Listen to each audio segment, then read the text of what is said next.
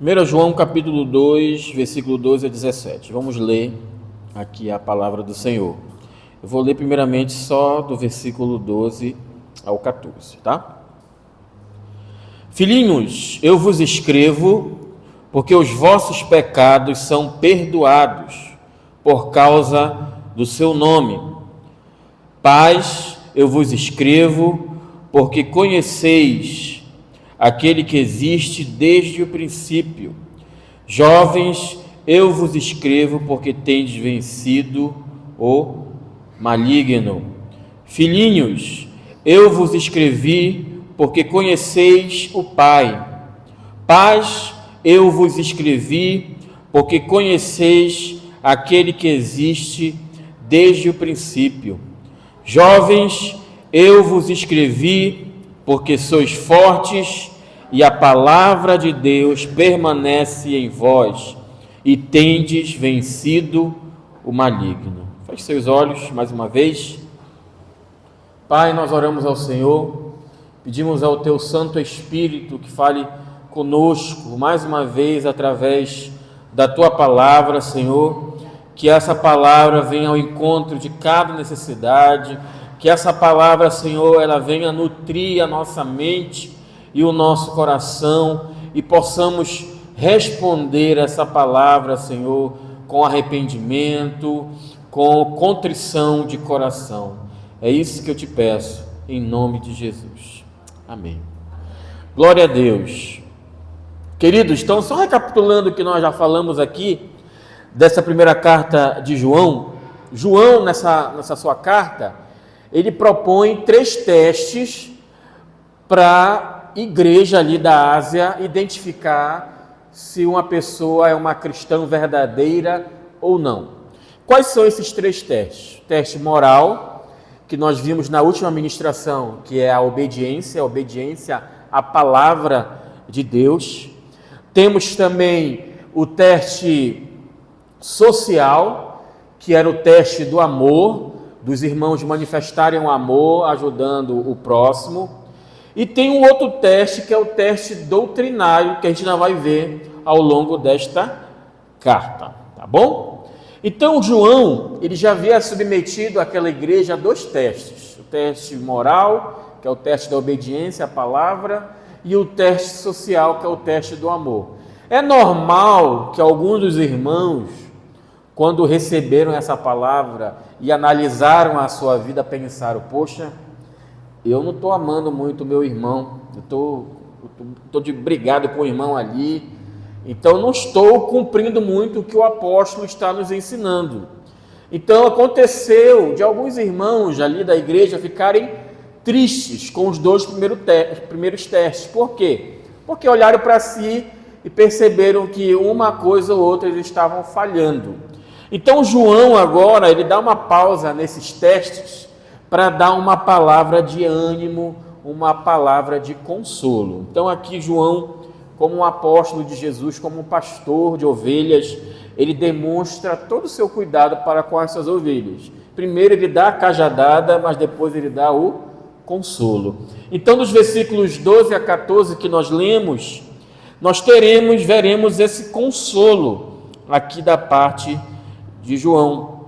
O propósito dele, ao escrever esses primeiros versículos aqui que nós lemos, é encorajar os crentes, assegurando a eles que eles pertencem a Cristo, mas que eles precisam talvez se arrepender de alguma coisa para estarem mais na vontade do Senhor. Então João, ele tem essa sabedoria aqui de temperar o momento de encorajamento, o momento de repreensão. E aqui eu quero destacar alguns pontos sobre esses primeiros versículos que nós vemos aqui. Primeiro, como eu falei, João dá uma palavra de encorajamento, né? Então, a pergunta de João deveria ser o seguinte: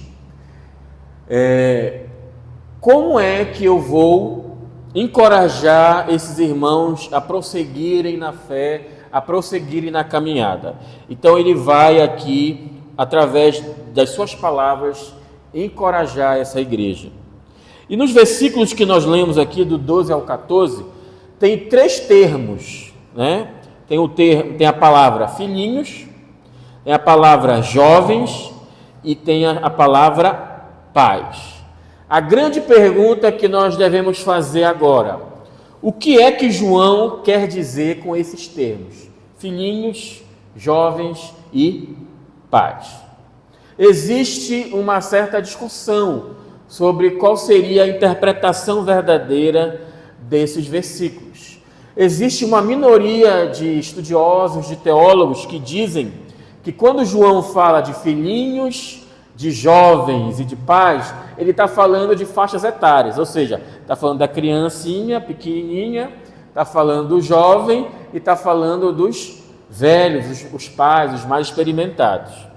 Existe uma outra linha teológica que afirma que o que João está defendendo aqui é o nível de maturidade cristã, ou seja, os novos na fé seriam os filhinhos, os intermediários na fé seriam os jovens e os mais experientes na fé seriam os pais.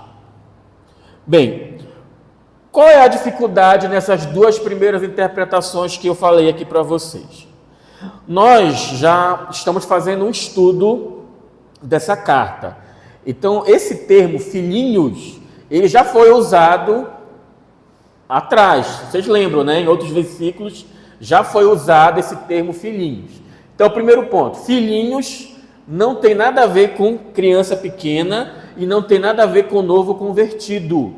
Pelo contexto do que nós já aprendemos dessa carta, filhinhos era um termo carinhoso que João ele utilizava para os seus discípulos, para as suas ovelhas. Então essa é a abordagem de João. Está vendo só como é interessante a gente ver, fazer essa análise do texto todo, né? Então filhinhos não se refere em nenhum momento a criança pequena, nem a crentes novos na fé. Então descarto por causa disso. Então qual seria aqui a interpretação mais adequada? A interpretação mais adequada aqui, queridos, é de que João está escrevendo isso aqui não para apenas um grupo de faixa etária ou apenas para um grupo de maturidade, mas ele está escrevendo para toda a igreja uma mensagem. E quando ele usa os termos jovens e pais, talvez até ele queira se referir de maneira específica a jovens e pais. Mas a mensagem aqui é uma mensagem que vai abranger toda a igreja. Amém? Então a gente vai ler esse texto, olhar esse texto com esse entendimento, que quando ele diz filhinhos, jovens e pais, ele está falando para toda a igreja. Amém? Então, fechado essa questão da interpretação, nós vamos atentar agora para a interpretação desse texto. João, ele usa duas palavras gregas distintas para se referir ao mesmo termo aqui, que é filhinhos. Ele usa uma palavra no grego que é teknia e usa uma outra palavra que é paidia, tá? A palavra teknia, ela tem uma associação entre o pai e o seu filho. A palavra paidia, ela dá uma ênfase de subordinação e de respeito, tá? Então João, quando ele fala de filhinhos no versículo 12, ele quer dar um significado, e quando ele já fala no versículo 14, já é outro significado pelo grego, tá? Então vamos analisar aqui o versículo 12. Vamos ler novamente, por favor, acompanhe comigo. Filhinhos, eu vos escrevo porque os vossos pecados são perdoados por causa do seu nome. Então João, ele fala três coisas preciosas para a igreja aqui. A primeira, ele garante que o cristão, ele tem os seus pecados perdoados por Cristo Jesus. Amém? Então, queridos, os pecados, os nossos pecados, eles estão completamente perdoados. Qual é a preocupação de João? É que Satanás poderia ter plantado na mente e no coração de uma ovelha, de algum discípulo, de que aquela pessoa havia cometido um pecado tão grave que aquele pecado não havia perdão para esse pecado. E João está segurando aqui a sua igreja, a igreja que ele pastoreava, que os pecados são perdoados por causa de quem? De Cristo Jesus. E ele dá essa ênfase. O pecado ele é perdoado não é porque você pediu muito, não é porque você chorou muito, não é porque você lamentou muito, porque você jejuou. O seu pecado é perdoado por causa de Cristo. Então não existe mérito nenhum no perdão de pecado nosso. O mérito todo é de quem? É de Cristo Jesus, nosso Senhor.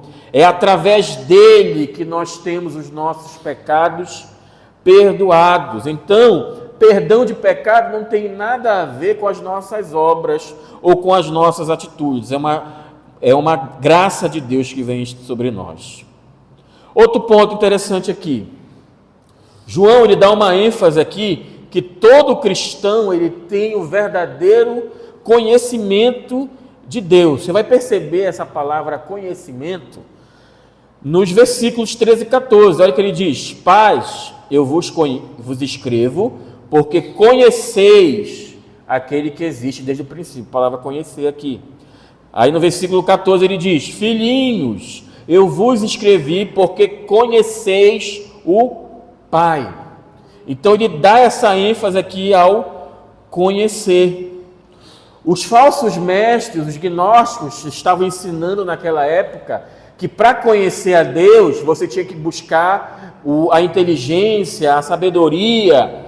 E João está ensinando para a igreja que o verdadeiro conhecimento de Deus, ele vem através da pessoa de Jesus Cristo. Não é um conhecimento teórico, esotérico, experimental, mas ele está na pessoa de nosso Senhor e Salvador Jesus Cristo. Amém? O terceiro ponto aqui, queridos, que João dá ênfase aqui para essa igreja, é que o cristão, ele tem a vitória contra o maligno. Quando ele escreve o versículo 13, ele diz: Jovens, eu vos escrevo porque você tendes vencido o maligno. Então ele dá essa ênfase aqui: Jovens, eu vos escrevi porque sois fortes e a palavra de Deus permanece em vós e tendes vencido o maligno. Então quando João ele diz aqui que essa igreja ela tem vencido o maligno, por que essa igreja tem vencido o maligno? A resposta está no próprio versículo: porque a palavra de Deus ela está permanecendo em vós.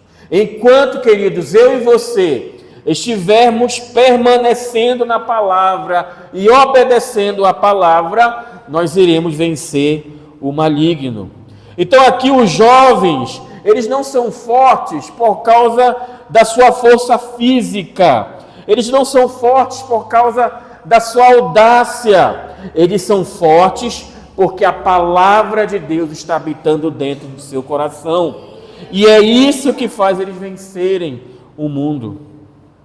É importante ressaltar aqui que João fala que eles já venceram o maligno, não é que eles vão vencer, eles já venceram. Por que eu e você já vencemos o maligno? É porque Cristo Jesus, nosso Senhor, na cruz do Calvário, ele derrotou a Satanás, ele pisou na cabeça da serpente, e hoje eu e você somos mais do que vencedores. Dê um forte aplauso a Jesus por isso.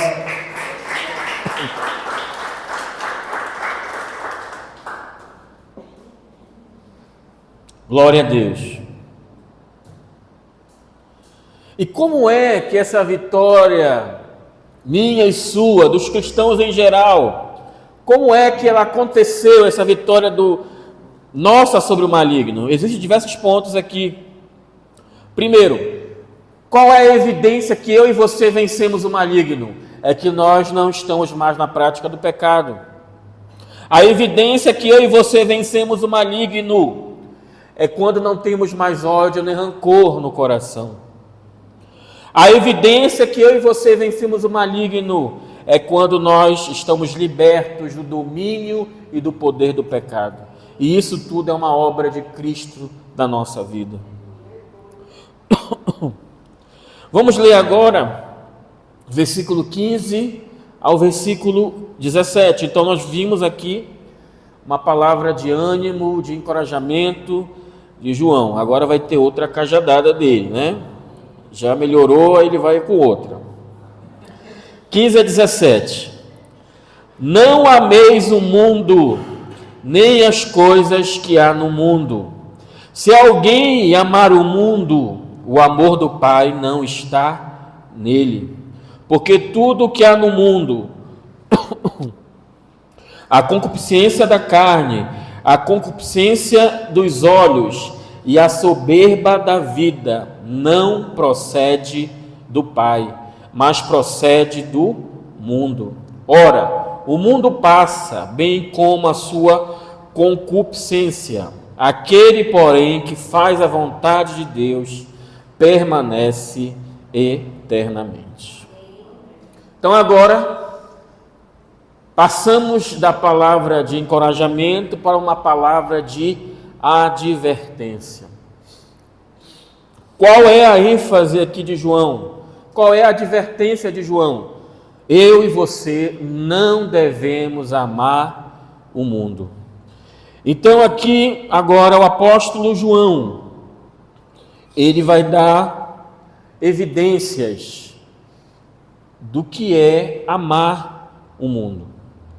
E a marca de alguém que conhece a Deus é a marca de alguém que ama a Deus. A marca de quem ama o mundo, ele acaba sendo inimigo de Deus. É isso que a Bíblia nos diz. E aqui existe então esses termos, porque o único amor que Deus odeia é o amor que as pessoas têm pelo mundo. Existe uma historinha aqui que vai ilustrar isso que eu estou falando. Imagine que um grupo de crianças da primeira série foi para um grande hospital. E depois, quando eles chegaram naquele hospital, eles ouviram uma palestra sobre os cuidados e a higiene do hospital, viram como tudo funcionava ali. E depois a enfermeira pergunta para aquelas crianças: vocês têm alguma pergunta para fazer, alguma observação? Aí teve uma criança que perguntou: por que as pessoas que trabalham aqui sempre estão lavando as suas mãos?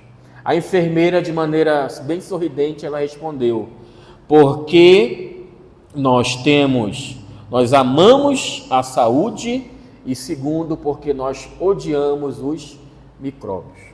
Então ele fala aqui duas coisas: ama a saúde e odeia os micróbios. Então, eu e você, como os cristãos verdadeiros, precisamos amar a Deus e odiar o mundo.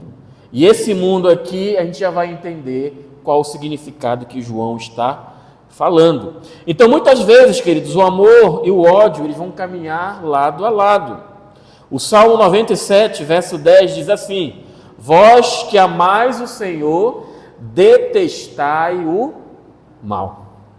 O apóstolo Paulo escreve em Romanos 12, 9: o amor seja sem hipocrisia, detestai o mal, apegando-se ao bem. Então a mesma Bíblia que nos ensina a amar a Deus e ao próximo, ela também nos ensina a não amar ao mundo, a odiar o mundo. Então a gente já vai entender qual é o significado de mundo aqui. Então há 3 motivos pelos quais nós não devemos amar o mundo. Primeiro, por causa da incompatibilidade entre o amor do mundo e o amor do Pai. Vamos ver o versículo 15 novamente. Não ameis o mundo, nem as coisas que há no mundo. Se alguém ama o mundo, o amor do Pai não está nele.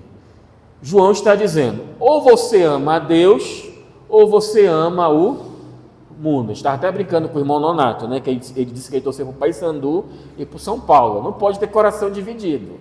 Ou ama um ou ama outro. E aqui, queridos, João está nos ensinando isso. Ou você ama a Deus, ou você ama o mundo. Ah, mas eu sou um Raimundo. Não. O Raimundo, que é o crente pé na igreja, outro no mundo, ele acaba amando um lado apenas, por mais que ele pense que está nos dois. E aqui, queridos, há essa incompatibilidade. Mas primeiro vamos entender agora o que é essa palavra mundo, qual o significado dela que João está nos dando. Existem 3 significados diferentes para a palavra mundo na Bíblia. O primeiro significado é quando a Bíblia fala do mundo físico, do universo. Por exemplo, Atos 17, 24. Deus que fez o mundo e tudo que nele existe. Esse mundo aqui se refere ao mundo físico, ao universo, tá? Segundo significado da palavra mundo, João 3,16. Porque Deus amou o mundo de tal maneira. Essa palavra mundo aqui se refere à humanidade, se refere às diversas nações, tribos e povos. Então aqui, mundo se refere à humanidade. E o terceiro significado, que é o que João está usando aqui, é o mundo enquanto sistema, enquanto inimigo de Deus. Aí vem o versículo 15 que nós lemos: não ameis o mundo, nem as coisas que há no mundo. É desse terceiro tipo de mundo que João está se referindo, ao sistema mundano, à estrutura mundana que faz tudo em oposição à vontade de Deus. E o que significa esse sistema, né? O cosmos, que é mundo, é toda uma sociedade pagã com os seus falsos valores, com a sua falsa maneira de viver e com os seus falsos deuses. Esse mundo aqui, como sistema, é o mundo de Satanás. É por isso que a Bíblia diz que o mundo inteiro jaz no maligno. Então aqui mundo é o sistema corrompido do mundo, de corrupção, de engano, de imoralidade. E Jesus chamou a Satanás de príncipe deste mundo. Quando ele diz príncipe deste mundo, não é do universo, mas desse sistema pecaminoso. Então o diabo, ele tem toda a organização para fazer o mal. E ele existe toda uma estrutura de demônios e de espíritos que estão trabalhando neste sistema. E essa palavra mundo aqui, ela tem uma inferência moral. Implica a uma vida que é a parte de Deus. O mundo significa aqui qualquer pessoa, relacionamento, estrutura social, circunstâncias, situações que não foram redimidas ou alcançadas pela graça de Deus. Então o mundo aqui, ele significa toda a sociedade, todo o sistema que está contra a vontade e a soberania do nosso Deus. Então o que João está dizendo é isso. Em outras palavras, ele está nos dizendo isso. Se vocês amam o mundo, não amam a Deus. Não existe como ter esses dois amores ao mesmo tempo. Um cristão verdadeiro, ele ama a Deus e odeia esse sistema mundano, esses valores mundanos. Existe um exemplo de Paulo, quando ele escreve para o seu discípulo Timóteo. 2 Timóteo capítulo 4, versículo 10. Ele está dizendo para Timóteo: Demas, que era um obreiro, ele abandonou a obra de Deus, ele abandonou o serviço cristão, porque ele amou mais o mundo. Então foi um cristão que se corrompeu, que se entregou a esse sistema. E aqui João, ele novamente vai fazer esse teste, um teste moral. Como reconhecer um cristão de verdade? A resposta de João é que um crente verdadeiro, um verdadeiro cristão, ele ama a Deus e odeia o mundo. Esse é mais um teste. Existe uma frase do Matthew Henry, que ele diz assim: o coração do homem é estreito e não pode conter ambos os amores. O amor ao mundo sufoca o amor do Pai. Portanto, quanto mais ele prevalece, mais o amor de Deus definha e decai. Então, queridos, é incompatível amar a Deus e amar ao mundo. A nossa cidadania, ela está no céu. Nós estamos no mundo, mas não somos do mundo. Estamos no mundo, mas o sistema mundano não deve estar dentro de nós. Assim como você vai pegar uma canoa para atravessar um rio, você deve pegar essa canoa, mas essa canoa não pode entrar na água. Então a canoa tem que estar na água, mas a água não deve estar nela. Você está no mundo, mas o mundo não deve estar dentro de você. Amém? E a Bíblia, ela fala de um processo de mundanização do homem. Tiago, ele diz no capítulo 4, versículo 4, que primeiro o homem ele se torna amigo do mundo. Capítulo 2, versículo 15 diz que ele ama o mundo. Aí depois ele vai se contaminar com o mundo. E vai acontecer o que Paulo alerta em Romanos. Eles acabam se conformando com o mundo, entrando na forma do mundo. E por último, ele é condenado com o mundo. Sabe? Infelizmente, a igreja hoje, ela tem se adequado, ela tem entrado num processo de mundanização. Tem seguido a onda, tem seguido as novas modas. Hoje a gente ouve falar muito sobre a questão da aceitação, da homossexualidade nas igrejas. E existem igrejas que hoje aceitam, né? Não consideram mais como pecado, como algo errado. E ali estão fazendo casamentos, estão habitando com aquelas pessoas como se nada tivesse acontecendo. Isso é se conformar com o mundo, é entrar na forma do mundo. É um processo de mundanização. As Escrituras nos ensinam a não amar ao mundo e não se conformar com ele.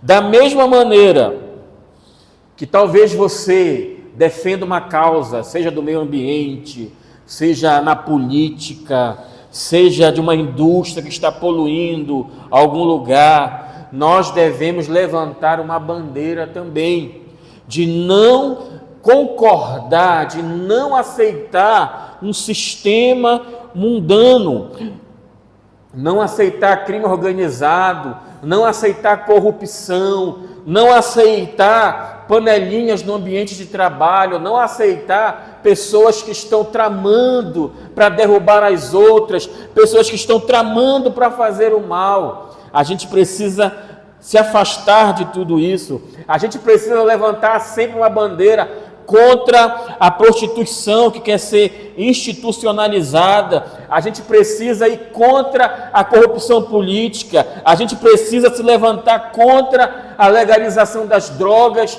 e contra a legalização do aborto, porque isso fere o princípio da palavra de Deus. E o mundo, ele vai nos odiar por causa disso.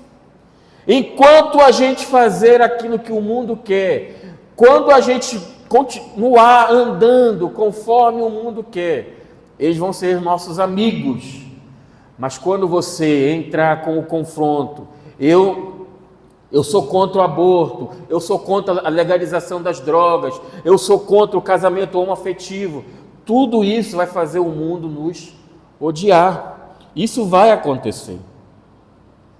E aqui, o sistema mundano, ele não é tanto uma questão de atividade, ele é uma atitude também interior. Às vezes, no coração do crente, do cristão, está cheio de podridão, cheio de coisas do mundo. É possível você ter uma aparência de um cristão lindo, maravilhoso, cheiroso, mas dentro do seu coração tem uma sepultura, assim como era os fariseus que Jesus falava, que ele era um sepulcro caiado. É possível eu e você nunca irmos a uma cama para cometer um adultério, mas cometer o adultério na mente e no coração. É possível você nunca assassinar ninguém, mas desejar na sua mente e no seu coração que aquela pessoa morra. É possível você e eu nunca sermos ricos, mas mesmo assim ter cobiça pela riqueza. A Bíblia é clara em dizer, queridos, que o amor ao mundo, ele compromete o nosso amor a Deus, o Pai. Às vezes a gente está cobiçando algo, às vezes a gente quer tanto alguma coisa, e essa cobiça, esse desejo extremo por algo, está nos tirando do amor do Pai. João deixa bem claro, é impossível amar a Deus e amar ao mundo. Não cabe neutralidade, ou amamos a Deus, ou amamos o mundo. Jesus mesmo nos disse, ninguém pode servir a dois senhores. Versículo 16, acompanhe comigo. Porque tudo que há no mundo, a concupiscência da carne e a concupiscência dos olhos e a soberba da vida, não procede do Pai, mas procede do mundo. A segunda incompatibilidade aqui entre o amor do Pai e o amor do mundo aqui é por causa dos resultados. Quais são os resultados de amar a Deus e quais são os resultados de amar ao mundo?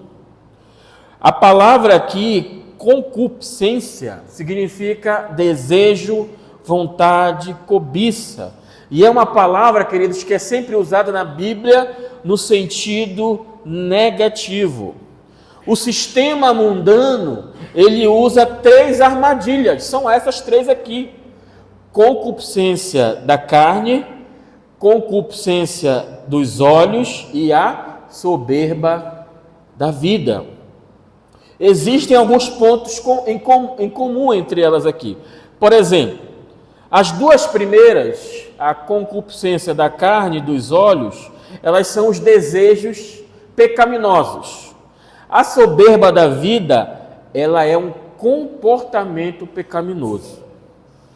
A concupiscência da carne e dos olhos são pecados internos e ocultos. A soberba da vida são pecados internos e ocultos também. A concupiscência da carne e dos olhos diz respeito à pessoa como um indivíduo. E a soberba da vida, ela diz respeito à pessoa em relação àqueles que estão ao seu redor. Então a gente vai analisar melhor essas 3 armadilhas aqui do sistema mundano. Primeira armadilha, concupiscência da carne. A carne, queridos, fala das tentações. E essas tentações, elas nos atacam de dentro para fora. São os desejos sórdidos. É o apelo para viver um prazer imediato. É endeusar os prazeres puramente físicos e carnais. É viver pelaquilo que sente. A concupiscência da carne, ela simboliza uma pessoa que é totalmente dominada pelos seus desejos. É uma pessoa que acaba não tendo respeito por si mesmo e nem pelas outras pessoas. E a carne aqui, ela significa o quê? A nossa natureza caída. São os impulsos, os desejos que estão dentro de nós, que gritam, que pulam para serem satisfeitos. Estes são os desejos dentro do nosso coração. Por isso que a gente precisa tomar cuidado para os nossos desejos do coração. A carne aqui se refere aos desejos impuros, aos pensamentos, a palavras e ações que desagradam a Deus. Vou citar algumas aqui: fornicação, que é o sexo antes do casamento, adultério, estupro, incesto, sodomia, homossexualidade, desejos que não são naturais. Eles são desejos feitos pela concupiscência da carne. E a concupiscência da carne, ela não fica somente por aí. Ela se refere também aos prazeres sensuais da vida, que gratificam muitas vezes a mente e o coração. Jesus diz que é do coração do homem que vêm os maus desígnios. As pessoas que tentaram fugir do pecado lá na Idade Média, os monges, se trancaram nos mosteiros porque pensaram: vou estar longe do mundo e aí eu não vou mais pecar. Mas o problema não está apenas fora, o maior problema está dentro de nós, que é os nossos impulsos e desejos. O pecado não está apenas do lado de fora, mas sobretudo ele está aqui dentro e ele precisa ser domado no nosso coração. A carne é uma condição natural, egoísta, que nasce já com uma criancinha. O menino tem 1 ano, 2 anos e começa a mandar nos pais: me dá isso aqui, eu quero isso aqui, eu exijo isso daqui. Alguém ensinou? Não, mas é a natureza pecaminosa que se manifesta nas crianças, desde pequenas. Uma coisa boa em si mesma, ela pode ser pervertida se não houver um controle. Por exemplo, o sexo não é um mal. Deus criou o sexo, só que Deus criou o sexo para o casamento. Qual é o mal que o sexo pode trazer? É quando ele está fora do casamento. O sono, dormir, não é maravilhoso? Não é muito bom? Sim. Mas qual é o problema de dormir demais? A preguiça. O cara dorme 10 horas, acorda meio-dia. Tem algo errado aí, né? O dinheiro. Dinheiro é bom ou ruim? Depende, né? Se ele estiver na mão de alguém que saiba administrar, ele é bom, ele é bênção. Mas o apego ao dinheiro é um mal. Então, isso aqui é a concupiscência da carne. Versículo 16, vamos ler novamente. Porque tudo que há no mundo, a concupiscência da carne, a concupiscência dos olhos. O que seria agora essa concupiscência dos olhos? A concupiscência dos olhos são as tentações que nos atacam agora de fora para dentro. Os homens, por exemplo, eles são muito tentados naquilo que eles veem em relação às mulheres. Tá? As mulheres são tentadas quando elas veem uma bolsa, né? Talvez um sapato. Mas o homem, ele é muito tentado em relação à mulher por aquilo que ele vê. Então, homem, muito cuidado com os seus olhos, muito cuidado com o que você está assistindo, muito cuidado com o que você está vendo, porque Satanás, ele está usando aquilo que você está vendo para te tentar. E também as mulheres precisam tomar cuidado para não ser um objeto de pecado, porque devido à sua forma de vestir, ela pode também fazer com que homens e servos de Deus venham a pecar. Então aqui, queridos, a concupiscência dos olhos é aquilo que vem, que nos ataca de fora para dentro. Essa concupiscência aqui é o espírito do que não pode ver nada sem desejar. A gente falou sobre a questão sexual, mas existem outras coisas. Pessoa que deseja um carro, faz de tudo para ter aquele carro, não tem dinheiro para pagar o carro, ou quer uma moto, ou quer um celular caríssimo, mas não tem condição. Mas mesmo assim, ele está sustentando aquele desejo e aquela vontade. E a concupiscência dos olhos é a ostentação do espetáculo na nossa feira da vaidade. Nós somos tentados, Tiago já disse isso, que nós somos tentados pela nossa própria cobiça. Então você se conhece, você sabe o que você deseja, você sabe o que você cobiça, e é justamente aí que você vai ser tentado por Satanás. Então nós precisamos vigiar muito em relação a isso. Nós trabalhamos com adolescentes, muitos adolescentes me procuravam para conversar sobre a questão da masturbação. Ele falava que não conseguia parar, que não vencia. E aí eu perguntava para aquele adolescente: o que você está assistindo? Ele só assistia a série com imoralidade sexual. Alimentava a mente dele com aquilo que estava vendo. E aí caía sempre, porque não se afastava daquilo. Então, queridos, existem certas coisas, existem certos pecados que nós precisamos, queridos, nós precisamos ser radical. Nós precisamos cortar o mal pela raiz. Então, qual era o meu conselho para eles?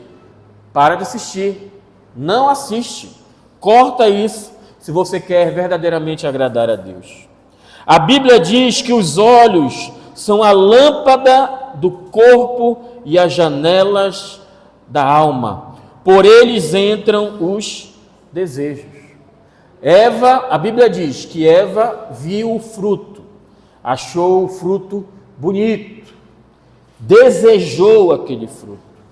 Ló, ele viu as campinas do Jordão e foi armar as suas tendas do lado de Sodoma, porque quando ele olhou, ele achou tudo maravilhoso, tudo muito lindo. Siquém, quando ele viu Diná, ele a seduziu. A mulher de Potifar, ela viu José e o desejou e quis deitar-se com ele. Acá, ele viu a capa babilônica e arruinou-se. Davi, ele viu Betseba e caiu em adultério. Se eles caíram, esses homens na Bíblia, nós também temos que tomar cuidado para que não aconteça o mesmo conosco. E a Bíblia diz que se existe algo, Jesus nos ensina isso: se o teu braço te faz pecar, se os teus olhos te fazem pecar, Ele pede para a gente arrancar. Não é no sentido literal, é claro, mas no sentido de você ser radical, de você cortar aquele mal pela raiz. Então eu e você sabemos o que desejamos e o que somos tentados. Precisamos ser radicais nisso. E a última armadilha aqui do sistema mundano é a soberba da vida. A palavra grega aqui que descreve soberba é alazoineia. E a palavra soberbo no grego é alazon. Alazon é fanfarrão. Fanfarrão. Então, na antiguidade, essa palavra ela era usada para descrever uma pessoa que era charlatão, que fazia propaganda de produtos falsos. Existem dois filósofos aqui que também usaram essa palavra alazon. Por exemplo, Aristóteles, ele usou esse termo alazon, que é soberbo, para definir um homem que atribui a si mesmo qualidades dignas de louvor que realmente não tem. Outro filósofo, Teofrasto, ele usou esse termo também para descrever um indivíduo que frequenta um mercado e chega no meio ali do povo e começa a se gloriar, falando de barcos que ele não tem, de mercadorias, de posses e de bens que ele não tem. Então aqui soberbo é fanfarrão, né? É usado esse termo aqui. É alguém que se gloria de algo que não tem, é alguém que se gloria, talvez até tenha, mas a Bíblia diz que quando nós morremos, tudo fica. né? Ninguém vai usufruir de nada. Então esse é o termo usado aqui. E a soberba, ela é viciante. A soberba, ela faz com que as pessoas se tornem reféns da sua própria mentira. Não sei se você já conheceu alguém mentiroso assim, de inventar uma série de histórias para tornar a vida dele mais emocionante aos olhos dos outros. Eu conheço uma pessoa que inventou uma série de mentiras e que todo mundo ao redor já entendeu que é mentira. E hoje ele é motivo de chacota por isso, mas para ele é uma verdade. Infelizmente, tem pessoas sustentando mentira após mentira, vivendo uma vida de engano total. Então a soberba, ela acaba sendo viciante, porque aquela pessoa ela se sente bem em se considerar uma pessoa superior, uma pessoa melhor, com posses. E a soberba é a vanglória, é o orgulho no coração do homem. Então tem pessoas que se orgulham pela sua riqueza, pela sua posição social, se orgulham porque são inteligentes, porque têm um título de PhD, de doutorado, se orgulham porque têm poder, se orgulham porque são bonitas. Tem gente que se orgulha porque é bonito. Tem gente que se orgulha pelo carro que tem, pela roupa que usa, pelo celular que tem. Pessoas que gostam de holofotes. É o desejo de brilhar e de ofuscar os outros com uma vida carnal. É o desejo de aparecer, é o desejo de se mostrar, é o desejo de se fazer aparecer diante de todo mundo. O soberbo é uma pessoa que se orgulha do que tem, quando muitas vezes não possui nada. É aquele que faz propaganda enganosa de si mesmo, das suas posses e das suas obras. Faz um esforço danado da sua vida para impressionar os outros. E o terceiro motivo aqui, que há uma incompatibilidade entre o amor do Pai e o amor do mundo, é por causa do amor transitório do mundo. A Bíblia diz que aquele que ama o Pai, aquele que ama a Deus, esse permanece para sempre. Quem ama o mundo não permanece para sempre. Versículo 17. Ora, o mundo passa, bem como a sua concupiscência. Aquele, porém, que faz a vontade de Deus permanece para sempre. Então João está constatando dois estilos de vida. Aqueles que vivem apenas para o aqui, para o agora, para os prazeres da vida, e aqueles que vivem para Deus, que vivem para uma perspectiva da eternidade. Não somente aqui a questão passageira do mundo, como a questão eterna de Deus, mas aqueles que fazem a vontade de Deus, eles permanecem para sempre. Não devemos amar o mundo por duas razões. Primeiro, por causa que esse mundo ele é passageiro, ele é transitório, tudo aqui um dia vai passar. E segundo motivo, que nós não devemos amar o mundo, porque quando nós amamos a Deus, nós vamos permanecer para sempre. Sabe, quando uma pessoa está diante da morte, todos os desejos que ela teve, todas as suas ambições, elas perdem o sentido. Imagine uma pessoa que tem todas as posses, uma pessoa rica, que tem tudo aquilo que sonhou, mas de repente é acometida por uma doença incurável, com pouquíssimo tempo de vida. Para ela tanto faz o que ela tem, o que ela ganhou, tudo perde sentido. O que vai ter sentido ali é a eternidade que ela vai passar. Se ela vai passar a eternidade na vontade de Deus, na presença de Deus, na glória eterna com o Senhor, ou se ela vai estar num sofrimento eterno. Então isso é a transitoriedade da vida. Então esse mundo ele é passageiro. João está nos dizendo, para nós não amarmos o mundo, porque ele é passageiro, ele é transitório. O mundo e as trevas já estão se dissipando. Tudo isso vai passar, todos os prazeres vão passar, todos os bens, as riquezas vão passar, mas aqueles que fazem a vontade de Deus, eles vão permanecer para sempre. Jesus disse: não acumulem tesouros na terra, onde a traça corrói, mas acumulem tesouros no céu, onde nada disso vai acontecer. É eterno, é para sempre. Quem passa atentamente por essa vida vai perceber que o mundo vai passar, que os desejos vão passar, as vontades mais íntimas do coração vão ficar. O que vai valer é onde nós vamos viver a nossa eternidade. Existe um bilionário chamado John Rockefeller, foi o primeiro bilionário do mundo.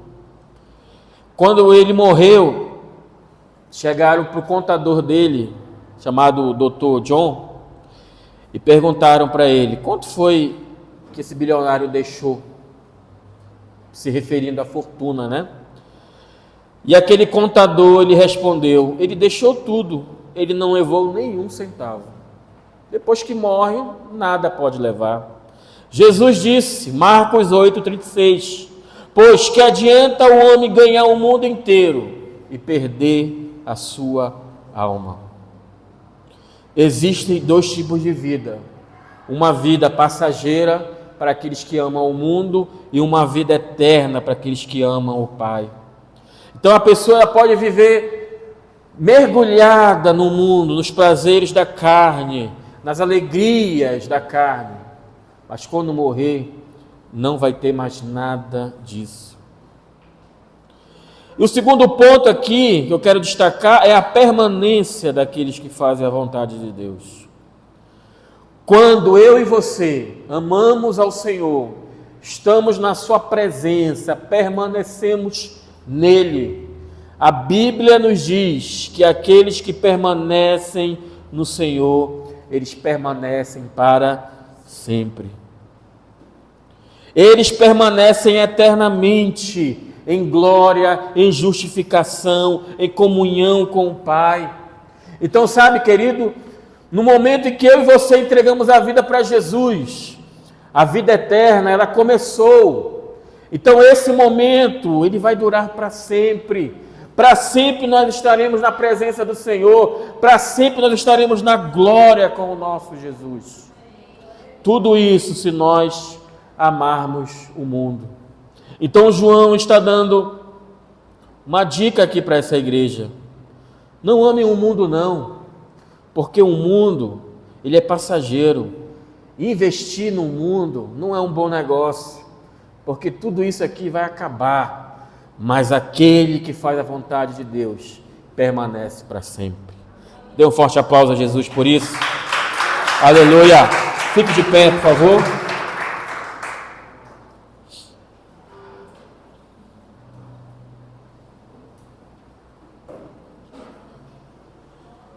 Nosso Senhor hoje nos chamou para perseverarmos no amor a Ele, para permanecermos no seu amor, porque não é fácil.